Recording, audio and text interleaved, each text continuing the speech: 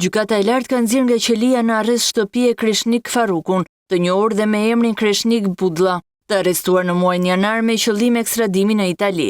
Trupa gjykuese e përbërë prej Ilir Panda, Sokol Binaj dhe Sander Simori, ka prishur vendimin e gjykatës së apelit duke lënë në fuqi një vendim të gjykatës së Durrësit, që e lë 51-vjeçarin Budllan me masiguri arrest shtëpie në pritje të procedurës. Më herët gjykata e posaçme kundër korrupsionit dhe krimit të organizuar kishte pranuar kërkesën e Budllës për heqjen e masës së arrestit në burg, pasi u vërtetua se komunikimet në platformën e koduar Sky ECC, që shërbyen si provë për përfshirjen e tij në trafik droge, i përkisnin vëllait të tij Ronald Faruku.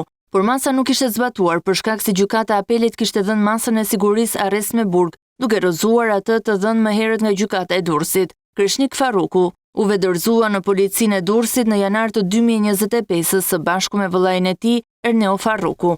Sipas vendimit, ai kërkohej nga autoritetet italiane për përfshirje në një grup të strukturuar kriminal që trafikonte sasi të mëdha kokaine nga Amerika Latine drejt Italisë. Dy vëllezërit akuzohen se drejtonin klanin Faruku, grup që u godit në Spanjë në vitin 2023, pas një mega operacioni kundër trafikut të kokainës ku sekuestruan 2 ton kokainë. Në dhjetor të 2024-s, gjykata e posaçme i konfiskoi 27 pasuri të regjistruara në emër të tij dhe të vëllait, përfshirë toka bujqësore, apartamente, dyqane dhe automjete.